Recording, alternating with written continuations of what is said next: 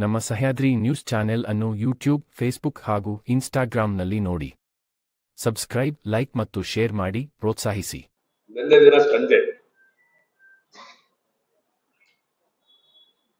3 ಜನರ ಕೊಲೆ ಆಗಿದೆ.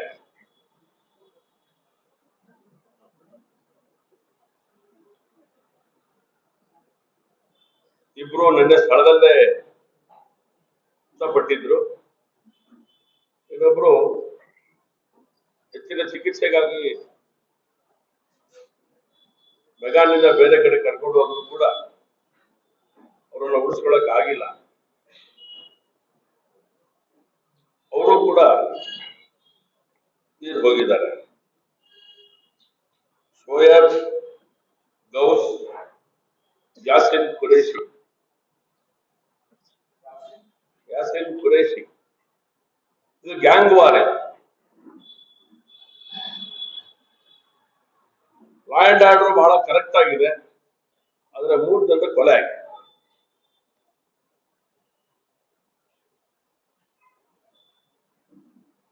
ಕೊಲೆ ಹಿನ್ನೆಲೆ ಡಿಪಾರ್ಟ್ಮೆಂಟ್ಗೆ ಗೊತ್ತಿಲ್ಲ ಅಂತ ಏನಿಲ್ಲ. ಅವರೆಲ್ಲ ಯಾವ ರೀತಿ ಚಟುವಟಿಕೆ ಮಾಡ್ತಾ ಇದ್ರು ಅಂತ ಮಾಹಿತಿ ಸಮಗ್ರವಾಗಿ ಡಿಪಾರ್ಟ್ಮೆಂಟ್ ಅಲ್ಲಿ ಇದೆ. ಆದ್ರೆ ಅವರುಗಳ ಬಗ್ಗೆ ಗಮನ ಇಡಬೇಕಾಗಿರುವಂತದ್ದು ರಕ್ಷಣಾ ಇಲಾಖೆಯ ಕರ್ತವ್ಯ, ಜವಾಬ್ದಾರಿ. ಅದು ಎಷ್ಟು ಬೇಜವಾಬ್ದಾರಿಯಿಂದ ವರ್ತನೆ ನಡೆದಿದೆ ಅಂತ ಹೇಳಿದ್ರೆ, ಚುನಾವಣೆ ನಡೆದಂತ ದಿನ ಸಂಜೆ ಯಲ್ಲಮ್ಮನ ದೇವಸ್ಥಾನದ ಪಕ್ಕದಲ್ಲಿರುವಂತ ಲಷ್ಕರ್ ಬಾಲ ಸರ್ಕಲ್ ಅಲ್ಲಿ ಒಂದು 25-30 ಜನ ತಲ್ವಾರಗಳನ್ನು ಹಿಡ್ಕೊಂಡಿದ್ದಾರೆ ಯುವಕರು, ಒಂದು ದೊಡ್ಡ ಗುಂಪಿದೆ ಅಂತ ಹೇಳಿ ಪೊಲೀಸರಿಗೆ ಮಾಹಿತಿಯನ್ನು ಕೊಡಲಾಯಿತು.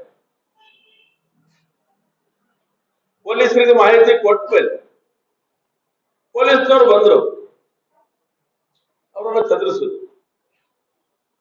ಪೊಲೀಸರು ಬಂದ ಕಾರಣಕ್ಕೋಸ್ಕರ ಹೊರಟೋದು 2 ಜೀಪ್. ನಮ್ಮ ಕಾರ್ಯಕರ್ತರೆ ಮನೆಗೆ ಹೋಗಿ ವೋಟ್ ಮಾಡ್ಲಿಕ್ಕೆ ಕರ್ಕೊಂಡ್ ಬರುವಂತ ಸಂದರ್ಭ ಗಮನಿಸಿ ಇಲಾಖೆಗೆ ಸುದ್ದಿ ಕೊಡುವಂತ ಕೆಲಸವನ್ನ ಮಾಡ್ತಾರೆ. ಅಲ್ಲಿಗೆ ಜೀಪು ಬರುತ್ತೆ, ಅವರೆಲ್ಲ ಹೊರಟೋಗ್ತಾರೆ. ಆದ್ರೆ ಈ ಘಟನೆ ಸಹಜವಾದಂತ ರೀತಿಯಲ್ಲಿ ನಮ್ಮ ಕೋಟೆ ಇನ್ಸ್ಪೆಕ್ಟರ್ ತಗೊಂಡಂತ ಪರಿಣಾಮ, ಗುರು ಬಸವರಾಜ ಅಂತ ಒಬ್ಬ ಪುಣ್ಯಾತ್ಮ ಬಂದಿದ್ದಾನೆ ಕೋಟೆ ಪೊಲೀಸ್ ಸ್ಟೇಷನ್. ಅವ್ರಿಗೇನು ಅನಿಸ್ಲೇ ಇಲ್ಲ. ಚುನಾವಣೆ ದಿನ ನಡೆದಂತ ಸೇರಿದಂತ ಗುಂಪಿನ ಚಟುವಟಿಕೆಯನ್ನ ಗಮನಿಸಿ ಬಿಗಿ ಮಾಡಿದ್ದಾರೆ. ಈ 3 ಜನರ ಮರಣ ಆಗ್ತಿತ್ತು ಅಂತ ಹೇಳಿ ನನಗೆ ಅನಿಸೋದಿಲ್ಲ. ಬೇಜವಾಬ್ದಾರಿಯ ಪರಿಣಾಮನೇ ಈ ಗ್ಯಾಂಗ್ ವಾರ್ ನಡೆದಿರುವಂತದ್ದು. ಯಾರು ಹೊಡಿಲಿಕ್ಕೆ ಬಂದಿದ್ದಾರೆ ಅವರನ್ನೇ ಐಲು ವಾಪಸ್ ಹೊಡೆದಂತ ಪರಿಣಾಮ. ಹೆಂಗ್ ಹೊಡೆದಿದ್ದಾರೆ ಅಂತ ಹೇಳಿದ್ರೆ ಇವೆಲ್ಲ ನೋಡಿದ್ದೀರಿ. ತಲೆ ಮೇಲೆ ದೊಡ್ಡ ಕಲ್ಲನ್ನೇ ಎತ್ತಾಕಿರುವಂತ ಪರಿಸ್ಥಿತಿಯನ್ನು ಕೂಡ ನಾವು ನೋಡಿದ್ದೇವೆ. ಇಷ್ಟೊಂದು ಅಮಾಯಕವಾಗಿ, ಕ್ರೂರವಾಗಿ, ಅಮಾನ್ಯವಾಗಿ ಈ ರೀತಿಯ ಒಂದು ಘಟನೆ ನಡೆಯಲಿಕ್ಕೆ ಪೊಲೀಸ್ ಇಲಾಖೆನೇ ನೇರ ಕಾರಣ ಅಂತ ಹೇಳಿ ಸಂದರ್ಭದಲ್ಲಿ ಬಹಳ ಜವಾಬ್ದಾರಿಯಿಂದ ಈ ಒಂದು ಮಾತನ್ನ ಹೇಳ್ತಾ ಇದ್ದಾರೆ. ಕೋಟೆ ಸರ್ಕಲ್ ಇನ್ಸ್ಪೆಕ್ಟರ್ ನಿರ್ಲಜ್ಜತನ ಅವರೆಲ್ಲೇ ರೂಮ್ ಮಾಡ್ಕೊಂಡಿದ್ರು ಅಂತ ಹೇಳಿದ್ರೆ ಒಳನೂರಲ್ಲಿ ಉಳ್ಕೊಂಡಿದ್ರು ಅಂತ ಮಾಹಿತಿ ಇದೆ.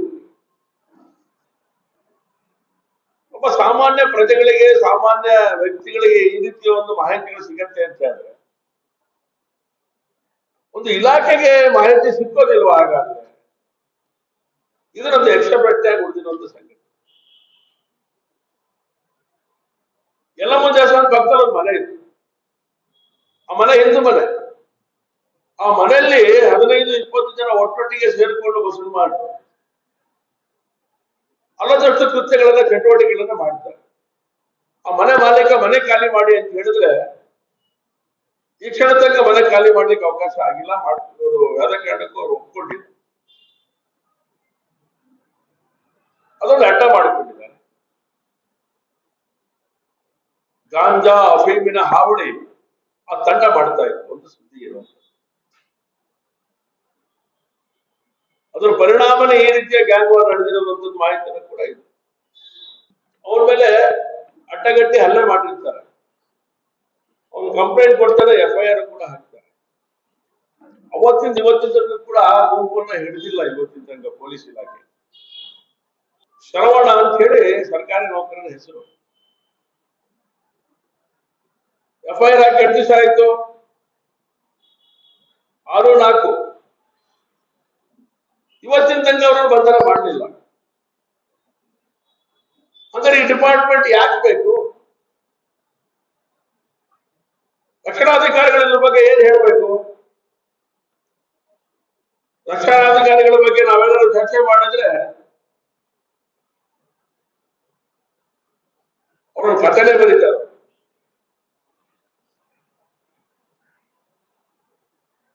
ಈ ರೀತಿಯ ಒಂದು ಬೇಜವಾಬ್ದಾರಿ ವರ್ತನೆಯನ್ನ ರಕ್ಷಣಾಧಿಕಾರಿಗಳು ಕೂಡ ಮಾಡ್ತಾ ಇದ್ದಾರೆ ಅಂತ ಹೇಳಿದ್ರೆ, ಶಿವಮೊಗ್ಗದಲ್ಲಿ ಈ ರೀತಿಯ ಗ್ಯಾಂಗ್ ವಾರ್ಗಳು ಜಾಸ್ತಿ ಆದ್ರೆ, ನಾನು ಹೋದ ಬಾರಿ ಅನೇಕ ಸಂಘಟನೆ ಹೇಳಿದ್ದೇನೆ 2 ತಿಂಗಳಲ್ಲಿ ಏನೆಲ್ಲ ನಾನು ನಡೆದಿದೆ ಅಂತ. ಅದರ ಶಿವಮೊಗ್ಗದ ಅನೇಕ ಘಟನೆಗಳು ಕೂಡ ಸೇರಿಸಿ ನಾನು ಮಾತಾಡಿದ್ರು. ರಕ್ಷಣಾ ಇಲಾಖೆ ಇದೇ ರೀತಿಯ ಬೇಜವಾಬ್ದಾರಿತನದಿಂದ ಈ ಒಂದು ದುರ್ವರ್ತನೆಯನ್ನ ಮುಂದುವರಿಸಿದ್ರೆ ನಾವು ಜನಾಂದೋಲನ ಮಾಡಬೇಕಾಗತ್ತೆ, ಬೇರೆ ದಾರಿ ಇಲ್ಲ ನಮಗೆ.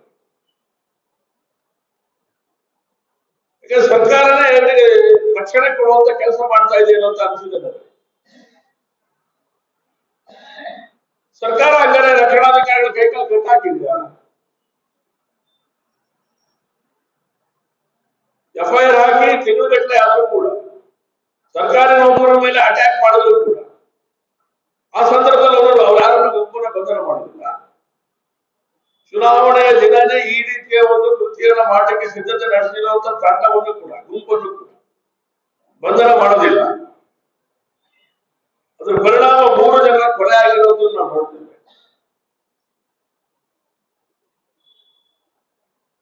ಹಾಗಾದ್ರೆ ರಕ್ಷಣಾಧಿಕಾರಿಗಳ ಕೆಲಸ ಏನಾಗಲ್ಲ? ನಿಮ್ಮ ಬೇಜವಾಬ್ದಾರಿಯ ಪರಮಾವಧಿ ಈ ಹಂತಕ್ಕೆ ತಲುಪಿದೆ. ಕೋಟೆ ಸರ್ಕಲ್ ಇನ್ಸ್ಪೆಕ್ಟರ್ ಆಗಿ ಯಾರು ಬಂದಿದ್ದಾರೆ, ಗುರು ಬಸವರಾಜ್, ಅವ್ರು ಹೇಳ್ತಾರಂತೆ ಅವ್ರ ಮೂಗಿನ ಕೆಳಗಡೆ ನಡೆದಿರೋ ಘಟನೆ ಇದು. ಅವ್ರು ಬಂದು ಏನ್ ಕೆಲಸ ಮಾಡಿದ್ರು ಅಂತ ಹೇಳಿದ್ರೆ, ಏಪ್ರಿಲ್ 27ನೇ ತಾರೀಕು ಸಾವರ್ಕರಿಗೆ ಸಂಬಂಧಪಟ್ಟಂತ ಒಂದು ಘಟನೆ ನಡೆದಿತ್ತು ಶಿವಮೊಗ್ಗದಲ್ಲಿ. ಅವತ್ತಿನ ಕೇಸನ್ನ ನೀವು ಓಪನ್ ಮಾಡಿಕೊಂಡು ನಮ್ಮ ಪ್ರಮುಖ ಕಾರ್ಯಕರ್ತರ ಹೆಸರನ್ನ ಅದರೊಳಗಡೆ ಹಾಕಿ ಅವ್ರ ಮೇಲೆ ಚಾರ್ಜ್ ಶೀಟ್ ಹಾಕುವಂತ ಕೆಲಸ ಮಾಡ್ತಾರೆ. ಇಲಾಖೆಯ ದ್ವಂದ್ವದ ನೀತಿಯನ್ನು ನಾವು ಗಮನಿಸಬೇಕು ಅಂತ ನಾನು ಅನ್ಕೊಳ್ತೇನೆ. 22ರಲ್ಲಿ ನಡೆದಂತ ಘಟನೆ ಚಾರ್ಜ್ ಶೀಟ್ ಯಾವಾಗ ಹಾಕ್ತಾರೆ? ಚುನಾವಣೆ ಸಂದರ್ಭದಲ್ಲಿ ಹಾಕ್ತಾರೆ. ಹಾಗಾದ್ರೆ ನೀವು ಹುನ್ನಾರ ಏನ್ ಹಾಗಾದ್ರೆ? ಸಾಗರದಲ್ಲಿ ಮೋರ್ಚಾ ಕಾರ್ಯಕರ್ತ, OBC ಮೋರ್ಚಾ ಕಾರ್ಯಕರ್ತ ಇವ್ರ ಮೇಲೆಲ್ಲ ಗಡಿಪಾರಿನ ಆದೇಶವನ್ನು ಮಾಡ್ತಾರೆ. ಯಾರು ಗಡಿಪಾರು ಮಾಡಬೇಕು?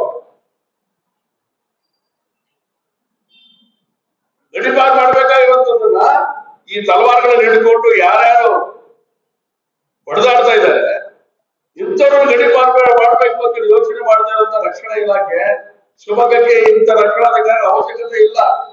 ಯಾವ್ದಾದ್ರು ಇನ್ಸಿಡೆಂಟ್ ನಡೆದ್ರೆ ಕತೆ ಕಾದಂಬರಿಗಳನ್ನ ಬಂದು ಹೇಳ್ತಿದ್ರು ನೀವು.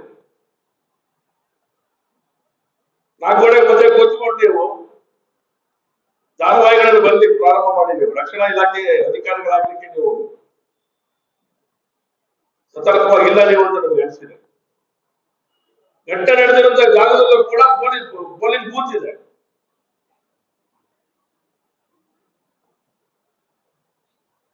ಏನಾಗ್ತಿತ್ತು ಅಂತ ಊಹಿಸಿದ್ದೀರ ನೀವು? ರಕ್ಷಣಾ ಇಲಾಖೆ ರಕ್ಷಣಾಧಿಕಾರಿಗಳು ಯಾರು ಈ ಬೇಜವಾಬ್ದಾರಿತನಕ್ಕೆ ಕಾರಣ ಆಗಿದ್ದಾರೆ, ಕೋಟೆ ಸಬ್ ಇನ್ಸ್ಪೆಕ್ಟರ್ನ ತಕ್ಷಣದಿಂದ ಸಸ್ಪೆಂಡ್ ಮಾಡಬೇಕು. ಪೊಲೀಸ್ ಇಲಾಖೆ ಕಂಪ್ಲೇಂಟ್ ಧಾರಣ ಕೊಟ್ಟಿದ್ದಾರೆ. ಅಕ್ರಮವಾಗಿ ವಿದ್ಯುತ್ ಸಂಪರ್ಕ ಮಾಡ್ಕೊಂಡಿದ್ದಾರೆ ಮನೆಗೆ ಅಂತ ಹೇಳಿ ಕೂಡ ಹೇಳ್ತಾರೆ. ಎದುರುಗಡೆ ಮನೆಯಿಂದ ಅಲ್ಲಿ ಕರೆಂಟ್ ತಗೊಳ್ತಾರೆ, ಆ ಮನೆಗೆ ಕರೆಂಟ್ ಕೊಟ್ಟಿಲ್ಲ, ಎದುರುಗಡೆ ಮನೆಯಿಂದ ಬಂದು ಕರೆಂಟ್ ತಗೊಳ್ತಾರೆ. ಇರೋದು ಹಿಂದೆ ಮನೆಯಲ್ಲಿ ವಾಸ, ಕರೆಂಟ್ ತಗೊಂಡಿರೋದು ಮುಸಲ್ಮಾನ್ ಮನೆಯಿಂದ, ಅಲ್ಲಿ ವಾಸ ಮಾಡ್ತಿರೋದೆಲ್ಲ ಮುಸಲ್ಮಾನರು. ಸಂಸಾರ ಮಾಡ್ತಾ ಇಲ್ಲ ಅಲ್ಲಿ, ಮಾಡಬಾರದು ಅನೈತಿಕ ಚಟುವಟಿಕೆಗಳಿಗೋಸ್ಕರ ಆ ಮನೆಯನ್ನ ಆ ವ್ಯಕ್ತಿಯನ್ನ ಎದುರಿಸಿ ಆ ಮನೆಯಲ್ಲಿದ್ದಾರೆ. ಹೇಗಿದ್ದಾರೆ ಆ ಮನೆಯಲ್ಲಿ ಖಾಲಿ ಮಾಡಿ ಅಂತ ಹೇಳಿದ್ರು ಕೂಡ ಖಾಲಿ ಮಾಡಿಲ್ಲ, ಯಾರು ಸಹಕಾರ ತಗೊಂಡು ಖಾಲಿ ಮಾಡಕ್ಕಾಗಿಲ್ಲ. ಈ ರೀತಿಯ ಒಂದು ಕೃತ್ಯ ಮಾಡುವಂತ ಒಂದು ತಂಡ ಶಿವಮೊಗ್ಗದಲ್ಲಿ ಇದೆ ಅಂತ ಹೇಳಿದ್ರೆ, ಇದರ ಬೆಳವಣಿಗೆಗೆ ಮೂಲ ಕಾರಣಕರ್ತರೆ ರಕ್ಷಣಾ ಇಲಾಖೆ. ಯಾರು ಅಫೀಮು ಗಾಂಜಾ ಇದಕ್ಕೆ ಸಂಬಂಧಪಟ್ಟಂತೆ ಯಾರು ಚಟುವಟಿಕೆಯನ್ನು ಮಾಡ್ತಾ ಇದ್ದಾರೆ ಅವ್ರ ಬಗ್ಗೆ ಮಾಹಿತಿ ಕೂಡ ಕೆಲಸ ಮಾಡಿದ್ವಿ. ಸಾಕ್ಷಿ ಕೇಳಿದ್ರು ನನಗೆ, ಕಾರಣಕ್ಕೋಸ್ಕರ ಸಾಕ್ಷಿ ಪುರಾವೆಗಳು ಇಲ್ಲದೆ ಇರುವಂತ ಕಾರಣಕ್ಕೋಸ್ಕರ ಅವ್ರ ಬಗ್ಗೆ ಕ್ರಮ ತಗೊಳ್ಳಿಕ್ಕೆ ಆಗ್ತಾ ಇಲ್ಲ ಅಂತ ಮಾತಾಡಿ ಹೇಳಿದ್ರು. ಅದರಲ್ಲಿರುವ ಎಲ್ಲರ ಬಗ್ಗೆ ತನಕ್ಕಿಂತ ಹೆಚ್ಚಾಗಿ ಸ್ಪೆಸಿಫಿಕ್ ಆಗಿ ಗಾಂಜಾ ಮಾಫಿಯಾಕ್ಕೆ ಸಂಬಂಧಪಟ್ಟಂತೆ ಯಾರು ಸಹಕಾರ ಕೊಡ್ತಿರೋದು ಹೇಳುವಂತ ಕೆಲಸ ಮಾಡಿದ್ರೆ ಸಾಕ್ಷಿ ಬೇಕು ಅಂತ ಹೇಳಿದ್ರು. ಅದಾಗಿ ಕೆಲವೇ ದಿನ 3-4 ದಿನಗಳಲ್ಲಿ ಒಬ್ಬ ಸಬ್ ಇನ್ಸ್ಪೆಕ್ಟರ್ ಬಂಧನ ಮಾಡ್ತಾರೆ. ಯಾಕೆ ಅಂತ ಹೇಳಿದ್ರೆ ಓಸಿ ಬಿಲ್ಡರ್ ಲಂಚ ತಗೊಂಡಂತ ಕಾರಣಕ್ಕೋಸ್ಕರ. ಇದಕ್ಕಿಂತ ಸಾಕ್ಷಿ ಬೇಕಾ ನಿಮಗೆ? ಏನ್ ಮಾಡಿದ್ರೆ ಅವ್ರ ಬಗ್ಗೆ ಆಕ್ಷನ್ ತಗೊಂಡಿದ್ರೆ ಹಾಗಾದ್ರೆ ನಿಮ್ಮ ಮುಖದ ಕೆಳಗಡೆ ಇದೆಯಲ್ಲ ಸಾಕ್ಷಿ. ಶಿವಮೊಗ್ಗದಲ್ಲಿ ಏನ್ ನಡೀತಾ ಇದೆ ಏನ್ ನಡೀತಾ ಇಲ್ಲ ಅನ್ನೋದಕ್ಕೆ ಇದಕ್ಕಿಂತ ಸಾಕ್ಷಿ ಇನ್ನೇನು ಬೇಕು ನಿಮಗೆ? ಚುನಾವಣೆ ಟೈಮ್ ಒಳಗಡೆ ಮಾಡ್ಬೇಕಲ್ಲ ಸರ್ ಅಂತಾರೆ. ಚುನಾವಣೆ ಸಮಯದೊಳಗಡೆ ಚುನಾವಣೆ ನಡೆಯೋ ದಿನ ಈ ತರ ಪ್ರಮಾಣಗಳು ಸಿಕ್ಕಿದೆಯಲ್ಲ, ನೀವೇ ತಾನೇ ಇದಕ್ಕೆಲ್ಲ ಆಧಾರ. ಚೆನ್ನಾಗಿ ಕೆಲಸ ಮಾಡಿದ್ರೆ ಅಂತ ಗೊತ್ತಾಯ್ತಲ್ಲ. ಹಾಗಾಗಿ ರಕ್ಷಣಾಧಿಕಾರಿಗಳ ಬಗ್ಗೆ ಕ್ರಮ ತಗೊಳ್ಬೇಕು ಅಂತೇಳಿ ಸರ್ಕಾರಕ್ಕೆ ನಾನು ಇವತ್ತಿನ ದಿವಸ ಆಗ್ರಹವನ್ನು ಮಾಡ್ತೇನೆ.